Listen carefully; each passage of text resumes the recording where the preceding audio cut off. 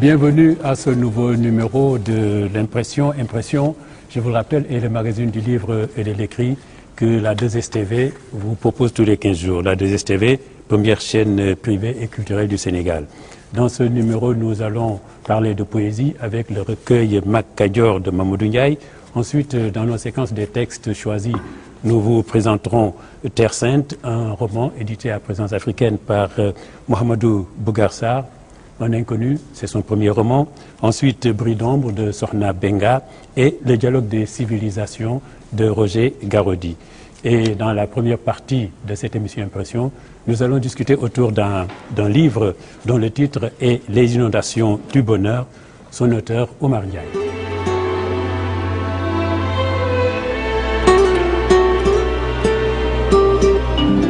Je vous présente donc ceux qui vont participer à cette discussion autour de ce livre, Les inondations du bonheur. Tout d'abord, nous avons Madame Fama Cissé Thiam, qui est professeure de français, qui est actuellement principale du lycée du CM Abbé Frudol, ex-Kléber. Ensuite, nous avons Cher Sidia Sow, qui est éducateur spécialisé et psychologue conseil. Et enfin, l'auteur sur le plateau, Omar Ndiaye, éducateur spécialisé lui aussi, et actuellement directeur d'un centre de rééducation des jeunes à Diourbel. Merci d'être venu de Diourbel pour nous parler de votre livre. J'ai dit toujours, nous sommes toujours très touchés quand des gens se déplacent, viennent d'autres villes ou d'autres pays pour venir s'entretenir avec nous dans cette émission Impression. Alors, en même temps, vous avez des activités culturelles aussi, lesquelles? Oui. Artistiques, culturelles.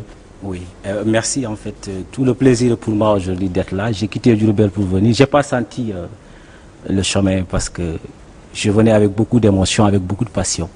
J'ai beaucoup travaillé dans le domaine de la culture, notamment dans la production musicale pendant une vingtaine d'années. J'ai eu à encadrer des groupes d'artistes, de musiciens à travers le monde. J'ai aussi beaucoup travaillé avec l'organisation Ngari Lao dans le cadre de l'initiative Fouta, une caravane culturelle de sensibilisation dans le nord du Sénégal, et aussi à organiser le Festival de l'eau sur 5 éditions au niveau du Fouta. Voilà. On voit d'ailleurs qu'il donne la part belle à la culture dans ce roman, oui, parce que les artistes y jouent un grand rôle, un beau rôle. Et puis, donc, vous êtes aussi, depuis 20 ans, vous pratiquez votre métier, n'est-ce pas? Oui. D'éducateur spécialisé, et puis pendant 2 ans, blogueur. Alors, vous m'avez dit que c'est parce que vous avez écrit dans ces blogs pendant 2 ans, au moment où vous avez senti que ce que vous écrivez n'avait pas tellement de portée, et c'est un peu cela qui vous a poussé vers l'écriture de ce livre. Parfaitement. Bon, je continue encore d'entretenir mon blog sur le net. Pendant les 2 premières années, j'ai écrit et je vois que les gens, pour un texte de 400 mots, ils trouvent que c'est beaucoup. Ils surfent sur le texte, ils croient qu'ils ont compris l'essentiel, ils se mettent à critiquer et à émettre des avis, parfois en reprenant même des idées que moi-même j'avais développées, en croyant m'apporter la réplique. Je me suis dit, bon, puisqu'on ne prend pas le temps de lire, on surfe sur les écritures. Ça, c'est l'Internet. Bon, ensuite, un article dans un blog, ça a une durée de vie très limitée, c'est 24 heures ou 48 heures avant d'être submergé par d'autres nouvelles plus fraîches et plus percutantes. Je vais écrire un roman, un livre. Peut-être que si la personne prend la peine de se procurer le livre, il prendra la peine de le lire correctement et d'aller au fond pour essayer un peu de comprendre. Voilà. Et c'est comme ça que je suis arrivé à écrire. Écrire ce livre qui fait à peu près 264 pages. Alors, il a parlé de roman. Est-ce vraiment un roman? On pourra en parler tout à l'heure parce que nous avons des spécialistes des lettres ici, et Madame Fama Cissé Thiam. Alors, ce qui est sûr, c'est que ce livre, il raconte tout ce qui se passe autour des inondations, économiquement, socialement, politiquement, culturellement. En fait, les inondations font parfois le bonheur de certaines personnes. C'est pour ça les inondations du bonheur. On en parlera tout à l'heure. Mais d'abord, j'aurais aimé, Madame, vous qui êtes professeur de français, comment vous êtes-vous entré dans la lecture? J'ai dit, c'est un livre qui est... Il n'est pas difficile vraiment, mais il est déconcertant, il est déroutant quand on s'attend à voir de la littérature pure. Parce que parfois, ça prend des allures d'essai sur la société. Ouais. Bonjour tout le monde. Je voudrais d'abord vous remercier de m'avoir invité sur ce plateau. Et c'est un plaisir pour moi d'être là. Faire un petit clin d'œil à mes élèves du CM Abbé Frudol qui sont là et à travers eux, l'ensemble des membres du collège, que ce soit les élèves, les professeurs, les surveillants, les parents d'élèves, enfin tout le monde. Je dirais simplement que ce roman, si c'en est un, parce qu'on n'a pas mis roman, on a juste mis le titre, le nom de l'auteur, et du coup, on entre dans le roman, déjà le titre qui est un peu équivoque, les inondations du bonheur, parce que inondation, généralement, ça évoque le malheur. Et là, on dit inondation du bonheur. Bon, on y reviendra peut-être. On y reviendra, bien sûr. Mais dès l'avant-propos, l'auteur cadre le lecteur en nous précisant que c'est une œuvre fictive. Et bon, on est d'accord que ce soit une œuvre fictive. Mais bon, on ne peut pas aussi empêcher à son esprit de bonder un peu. Et il m'est venu en tête l'idée d'une phrase célèbre de Stendhal qui disait que le roman, c'est un miroir que l'on promène le long de la société. C'est un peu ça dans ce livre-là. Bien que vers la fin, on se départit un peu du roman et c'est comme si on était dans une enquête, ou même, en fait, j'ai même pensé à l'essai. Parce qu'on interpelle un peu la réflexion philosophique. Mais bon, puisque l'auteur parle lui-même de récit, il le dit dans l'avant-propos, nous ne pouvons qu'adhérer à ça. Mais je pense que le genre n'est pas très, très saisi dans ce livre. Vous qui partagez la même profession que l'auteur, sûrement vous êtes entré mieux que nous dans ce roman-là, vous êtes plus à l'aise. Bien, merci Sada. Plus à l'aise, c'est peut-être un peu trop dire. Ah oui. Je suis entré dans ce roman parfois avec quelques difficultés dans la lecture, parce que mon ami et collègue Omar, avec beaucoup de liberté, passe d'une chose à une autre, de manière très allègre, parfois assez surprenante, mais toujours très très intéressante dans l'argumentaire et dans la défense de ses idées. Pour dire que je perçois en tout cas la trame de l'ouvrage sur 3 registres au moins. Il y a un aspect analyse de faits sociaux très brut, avec une analyse percutante, avec de forces d'arguments, et parfois avec des prises de position très courageuses. Donc j'ai beaucoup aimé aussi un aspect linguistique et de création lexicale. Oui. Je ne suis pas homme de lettres, je suis éducateur spécialisé, psychologue conseiller, mais en analysant un peu les noms de localités, les noms de dialectes créés, cela a fait remonter un souci de création de l'artiste qui est Omar Ndiaye. Et l'autre registre sur lequel nous avons aussi senti cet ouvrage, c'est des aspects philosophiques et peut-être même métaphysiques, avec une analyse de personnages atypiques qui, sur des relents de philosophie, et parfois même les personnages sont tellement bizarres parfois, qui sombrent dans une sorte de délire maniaco-dépressif sur certains aspects, et qui fait un peu le caractère assez salé sur certains aspects de la vie du tout. L'autre partie qui m'intéresse particulièrement, c'est quand il aborde les aspects professionnels du travail de l'éducateur spécialisé, dans l'encadrement, dans l'analyse, dans la compréhension du milieu, dans le sens de l'observation, qui est extrêmement aigu chez Omar. Et sur certains passages, on a même l'impression d'être face à un tableau. Un plasticien, vous reproduirez de fort belle manière certains passages de cet ouvrage. En tout cas, c'est la première impression qu'il y a. Vous, en écrivant ce roman, ce livre, je ne sais pas si on peut en écrivant en tout cas, vous avez fait une sorte d'enquête sociale, vous m'avez dit. Parfaitement. C'est vraiment l'éducateur spécialisé qui a scruté la société. Et c'est vrai, on voit qu'il a pris plaisir. Il a écrit sur tous les tons, sur le ton de l'humour, sur le ton de l'irrévérence aussi. Parfois, voilà, provocateur. Voilà. J'avoue que, je le dis dans le prologue, que j'écris pour provoquer des émotions, pour provoquer aussi la réflexion. Et en écrivant le livre, j'ai opté pour carrément le canevas d'un rapport social. C'est comme ça qu'on écrit un rapport social. On décrit des faits, on les analyse, on amène la personne à prendre position. Parce que mon enquête sociale, il est destiné au juge qui doit prendre une décision. Donc je lui donne un éclairage technique dans lequel je mets aussi de mon cœur. Parce que quand je prends la parole devant le juge pour l'amener à être clément avec un enfant qui a dévié, qui a commis un délit, je dois le convaincre avec des éléments de la personnalité de l'enfant, mais sous l'éclairage de sa famille et de son environnement socio-culturel. Voilà comment j'ai procédé. Quand vous avez écrit, vous vous êtes pas soucié de raconter une histoire, parce que parfois, il lâche le lecteur. C'est vrai. Parfois, vous lâchez le lecteur, il est totalement paumé, perdu, et on patauge un moment avant de retrouver la trame de l'histoire. Et la trame, vraiment, n'est pas très tenue comme ça. En fait, on peut le dire comme ça si on n'est pas habitué à l'environnement professionnel du travail social. C'est-à-dire que moi, j'ai fait un peu comme on dit chez nous dans nos langues nationales. J'ai cultivé pas loin de mon orteil. C'est-à-dire que c'est dans mon environnement socio-professionnel que j'ai puisé les ressources, les outils nécessaires pour écrire. J'ai carrément écrit en mettant en place un rapport d'enquête sociale dans lequel je décris des faits, je les analyse. Mais en les analysant, c'est là où le lecteur qui n'est pas averti de la technique de l'enquête sociale peut sembler être un peu perdu. Parce que c'est comme si je quittais la narration, donc la chronologie des faits, pour prendre position. Et la position que je prends, c'est pour mieux encore éclairer la suite. C'est comme ça qu'à travers le livre, vous allez voir, chaque fois, il y a une sorte de petite conclusion qui permet de garder l'espoir jusqu'à la fin. Ou même jusqu'à la fin, quand je dis que malgré qu'à la fin il y a mort d'homme, il y a assassinat, il y a du sang et tout, mais je dis qu'un peuple qui n'a la tête qu'à la fête, à la musique, c'est un peuple avec lequel on peut garder espoir. Parce que quand même ça se termine le 21 juin, la fête de la musique. Oui.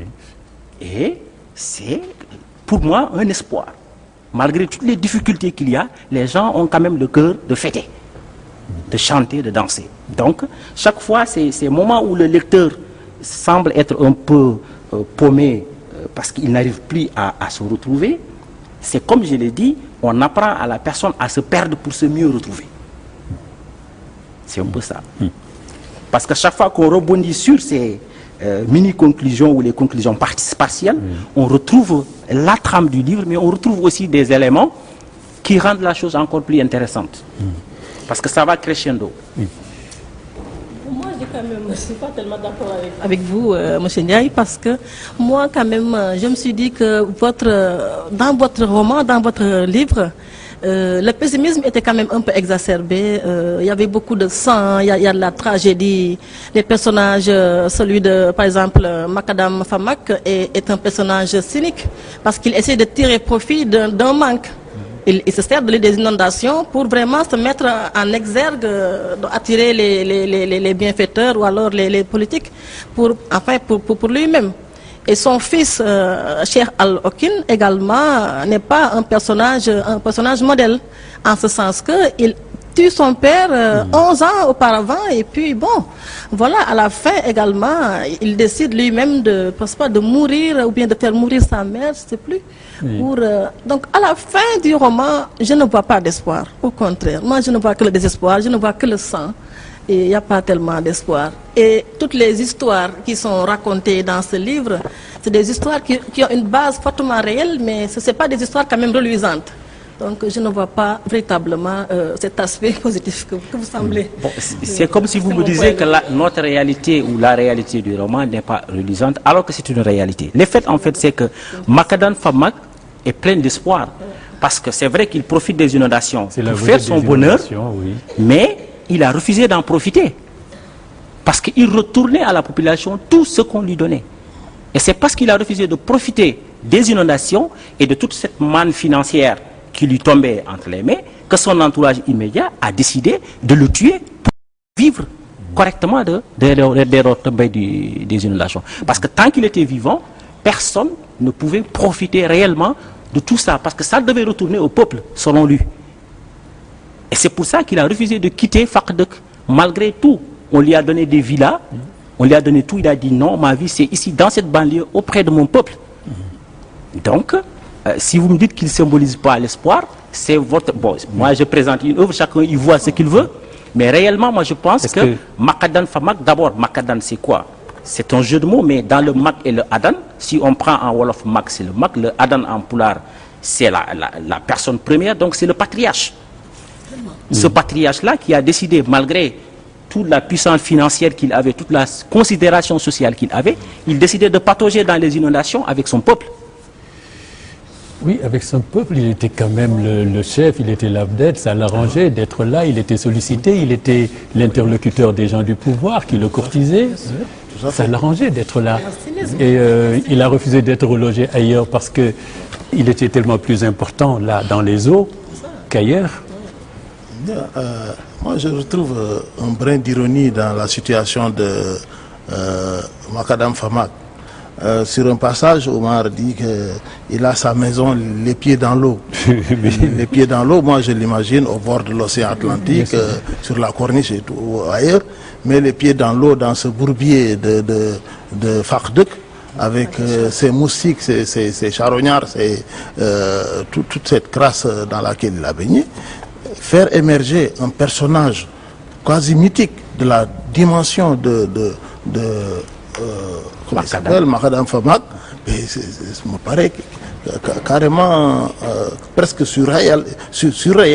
Et il a opté, c'est une option forte de Macadam Famak, de continuer à vivre et à gérer l'ensemble des retombées pour montrer que ce peuple de Djami Dialor, très très solidaire, participe à travers le téléthon, à travers les contributions. Et cette vie dans cette situation d'inondation est devenue, comme il le dit quelque part, comme une drogue. Comme une drogue, il ne peut plus s'en passer. Macadam Famak, avec ses entrées et ses sorties, pouvait bien habiter dans une zone salubre, avec électricité, eau courante et tout, mais il a préféré rester dans ce ghetto, avec toutes les réalités, toutes les petites combines, tous les thèmes qu'il traverse, la drogue, le crime. Il y tenait. La drogue, le crime, parfois il y a des passages assez marqués qui me font rire. Et là, c'est toute la liberté de l'artiste qui se laisse aller sur des analyses parfois très très chaudes. Et il y a même une certaine délinquance de Macadam Famak parce que quand il est seul dans sa chambre avec son épouse, il lui dit mais mets de l'encens et allume-moi un joint. Alors, bon, je me dis quel personnage il est, ce Macadam Famak. Alors que dehors, il est adulé par tout le monde. Vous voyez, un peu, voilà quoi. C'est vrai que Macadam a une trajectoire historique qui explique aussi, parce que là aussi c'est l'éducateur spécialisé qui parle. La trajectoire historique de Macadam Famak, c'est que d'abord c'était un artiste qui a fait la prison. Oui. Et au sortir de la prison, il a eu comme une illumination. C'était pas un modèle de toute façon. Bon, il n'était pas au début tout à fait un modèle. Il était un modèle d'artiste. Parce que dans l'art aussi, il excellait. C'est là où, parce qu'il a été victime d'une machination qu'il a fait qu'il s'est retrouvé en prison. Et quand il est sorti de prison, et qu'il a été obligé d'aller habiter sur cette décharge publique qui est devenue Fakhdek, c'est de là-bas que tout est parti. Donc il garde toujours en fond de lui-même ce qu'il est réellement, c'est-à-dire que c'est quelqu'un qui dort, sait présenter l'image que les gens attendent de lui, mais qui vit profondément une certaine angoisse qu'il essaie de noyer dans la drogue. Il fume des joints régulièrement pour pouvoir se calmer et pour pouvoir gérer son peuple et parler à son peuple. Et ça aussi, c'est des réalités, comme vous avez dit, c'est des réalités. Nous avons beaucoup de grands messieurs qui, pour se calmer, utilisent, ils boivent ceci ou ils boivent cela. Chacun avec sa béquille. Voilà. Et la béquille de Macadam Famak, c'est son joint. Voilà. Est-ce que dans ce livre, il dédramatise un peu ce qui se passe dans les inondations? Parce qu'on voit par exemple les artistes, le Téléthon qui est organisé, les artistes ont l'occasion là de se faire voir, de gagner de l'argent, de passer dans des télévisions ou d'autres supports qui les exposent. Et les politiciens aussi les courtisent. Oui, donc ils deviennent un peu le centre, ils sont intéressants là. Les inondations font réellement leur bonheur parce qu'il y a une certaine effervescence culturelle, sociale, économique et tout autour des inondations. Et ça n'arrive que pendant les inondations. Pendant les inondations, Fakhdek existe. Parce que les caméras arrivent, les radios arrivent, et tout le monde, ils sont là, ils font l'objet de tellement d'attention, les politiciens qui débarquent avec le sac de riz et tout, et qui obligent même l'État, au plus haut sommet, à venir patauger dans l'eau avec eux. Ça leur permet d'exister. Et maintenant, les artistes aussi, c'est l'occasion pour eux de se produire. ça devient un événement aussi culturel parce qu'on organise des télétons, on fait de grands concerts dans des stades, la télévision organise des télétons, on collecte des fonds, voilà. Et chaque fois que quelqu'un donne, c'est au nom de FACDEC, ça permet à FACDEC d'être à la une des journaux, mais à la une de tout ce qui se dit dans le pays. Ça leur donne de l'importance, ça fait leur bonheur. Oui. À l'entendre, ceux qui pataugent dans l'eau ne sont pas dérangés. À l'entendre, tel que je pose le problème des inondations. Vu mon expérience personnelle et professionnelle, ça ne les dérange pas. Parce qu'il y en a qui louent des maisons dans l'eau, des maisons inondées, pour pouvoir y rester. C'est vrai ça? Oui, il y a des gens qui gardent leur maison inondée pour pouvoir, chaque fois à l'occasion des inondations, d'y retourner pour pouvoir exister et profiter des inondations. Ces gens-là, on ne peut pas dire qu'ils sont malheureux avec les inondations. Je ne pense pas quand même que ça soit le lot de toutes les personnes inondées que de vouloir rester, le lot de persister dans cette situation. Et j'en profite pour dire que la dimension politique qui est là-bas est quand même assez marquée. Oui. Parce que les politiciens en profitent. Plus souvent, ils vont vers ces personnes-là pour chercher un certain électorat. Mais bon, je me suis dit que ce n'est pas toujours la bonne méthode. Et dans votre livre, il y a beaucoup d'actes de ce genre qui ne s'expliquent pas véritablement. Et je me dis quelque part comme si vous sembliez les favoriser. En fait, si vous avez vu un peu les aspects que vous appelez essais dans le livre, je parle de ça. C'est-à-dire qu'actuellement, dans l'environnement de Terangatan, la politique connaît une rupture. Les gens ne font plus la politique. Terangatan, c'est le pays que vous appelez comme ça. Hein, pour oui, oui. Terangatan, c'est le pays. C'est comme on dit Afghanistan ou Pakistan. Donc, Terangatan, voilà. Et ce pays-là vit une rupture politique très profonde, au sens où la politique, ce n'est plus une question d'idée ou d'idéologie, mais c'est une question d'image. Les gens, ils font la politique pour une personne. D'ailleurs, tous les panneaux publicitaires lors des campagnes électorales, ce sont des personnes de visages souriants qu'on voit. On vend des personnes, mais pas des idées. À partir de ce moment, il y a une rupture qui fait qu'on courtise les gens à FACDEC pour qu'ils votent. C'est pour ça d'ailleurs qu'il y a eu un bras de fer entre le chef de l'État et Makadan, parce qu'il voulait que Makadan achète la carte du parti pour avoir les gens de FACDEC dans son parti, et Makadan a bien compris. Il a refusé. Il a dit non, moi je préfère rester de l'autre côté, garder mon statut de marabout, acteur dans la société civile, que d'acheter la carte du parti. Même si par ailleurs, comme lui appelle sa deuxième épouse, en achetant la carte du parti, tu as un quota dans le gouvernement, tu as un quota chez les directeurs de société, les enfants vont avoir des bourses d'études et tout, tes talibés vont continuer d'avoir des privilèges. Il a dit non, j'ai tout ça sans m'investir dans la politique. Parce qu'il y a eu que Terangatan connaît aussi un changement profond politiquement. Il y a un acte 5 ou 6 de la décentralisation qui a élargi l'assiette politique, qui fait qu'il y a beaucoup de sucettes politiques qu'on peut donner aux gens. Donc, Makadan a dit non, moi je ne m'investis pas dans ça. Je reste aux côtés de mon peuple en tant que marabout, acteur de la société civile. Mais je ne vais pas m'investir en politique parce que dans la politique, il a vu que les politiciens entretiennent une sidération sociale. Ils font que le peuple demande l'impossible. Mais Makadan, ce qu'il fait, c'est de la politique, M. Ndiaye. Oui. Mais c'est la politique du développement à sa manière. Mais ce n'est pas de la politique politicienne. Parce qu'il refuse de transformer son FACDEC en une base électorale. Il veut que FACDEC continue de faire pression sur le gouvernement pour avoir de quoi survivre plutôt que de devenir une base politique.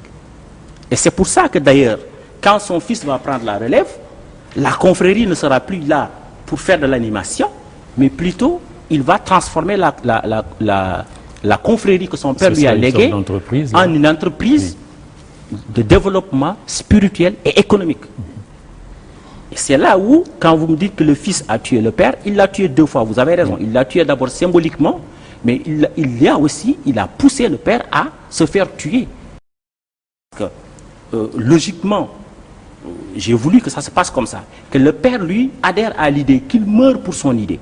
Mais que l'idée qu'il transmette au fils devienne une entreprise entre les mains du fils. Et que ce fils-là développe l'entreprise avec une logique managériale, carrément d'affaires. Il en fait une affaire. Et justement, c'est quand lui-même aussi, il a fait l'objet,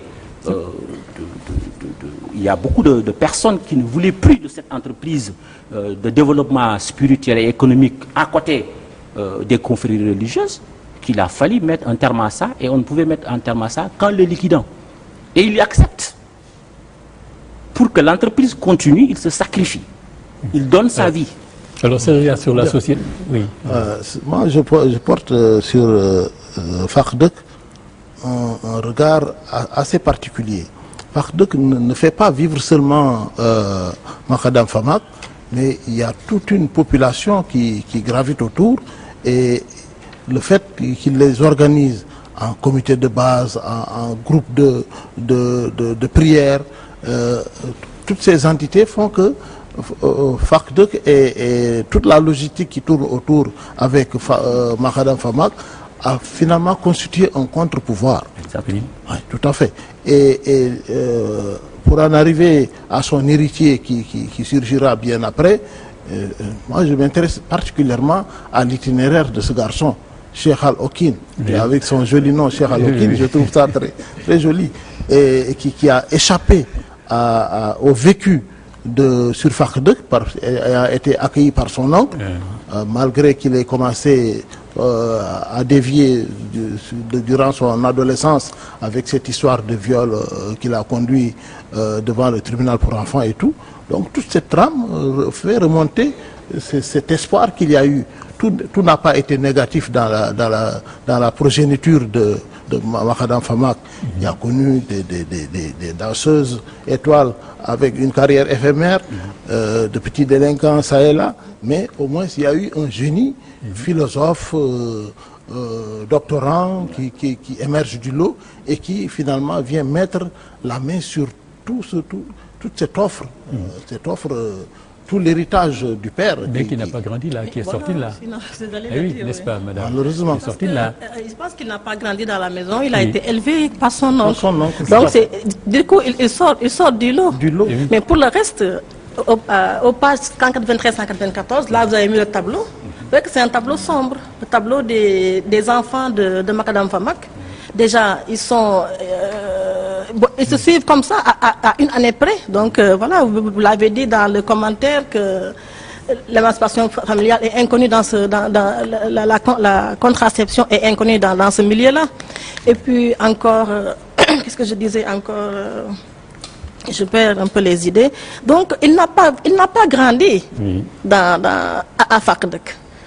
C'est comme si tout ce qui avait grandi à FACDEC était voué un peu à l'échec. C'est comme s'il y avait une malédiction, mais à FACDEC. Même dans le roman, les femmes, et je suis obligée de déboucher là-dessus parce que ça m'interpelle un peu, les femmes ont presque toutes échoué mais les femmes n'ont aucune, je sais pas, n'ont pas trop de valeur dans FACDEC. La seule qui semble avoir de la valeur, c'est la mère Mounial, la mère de Cheikh Al-Okin. Et elle, c'est une voyante. Donc, c'est même pas basé sur quelque chose d'objectif. Là, nous arrivons à la fin, mais il y a quand même quelque chose qu'on n'a pas évoqué, c'est comment l'imbricatement se fait dans c'est des confréries, c'est des sectes. Parce que même quand on écrit « Dieu est en toi, je suis en toi, je suis en Dieu, nous sommes Dieu », alors je suis à toi, tu es à moi, nous sommes à Dieu, donc Macadam Famac et Dieu. Vraiment c'est le New Degotan, n'est-ce pas? Hein? C'est vrai que Sada, ce dialecte de New Degotan, avec ses philosophies et ses liens, semble bizarre. Oui. Parce que quand on en arrive à la formule se perdre pour mieux se retrouver, ça fait quelque part assez compliqué pour nous autres ordinaires qui n'évoluons pas dans toute cette galaxie de FACDEC et du patriarche Macadam Famac, qui est un fin psychologue qui parvient à manipuler, à monter des situations, à faire des combines et à toujours tirer son épingle du jeu. C'est de manière formidable un personnage hors norme de Macadam Famac.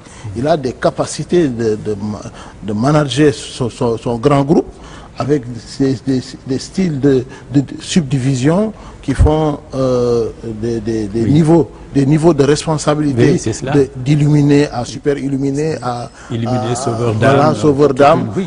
Et chez les dames aussi, c'est le même système, avec une sorte de progression numérique qui fait que quand on arrive à rassembler tant de candidats ou bien tant de militants, si je peux les expliquer, si je puis m'exprimer ainsi, on progresse un peu dans la hiérarchie. C'est un peu comme les tontines électroniques qui ont existé, les tontines financières qui ont existé à l'époque, qui fait que chaque fois qu'on vendait des bulletins d'adhésion, on progressait dans la hiérarchie des gains.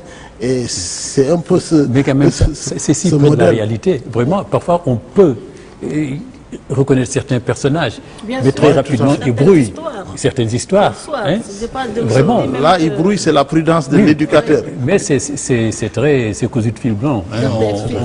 Certains faits divers n'est-ce pas, qui ont marqué l'actualité, mais l'actualité récente, toute récente, se retrouve derrière la fiction dans ce roman. Et je me demande si l'auteur a pensé véritablement à la réception, à tous ces jeunes qui pourraient peut-être avoir un jour la possibilité de le lire, parce qu'il expose tous les mots, mais je ne vois pas réellement la critique négative que vous faites de ces mots-là.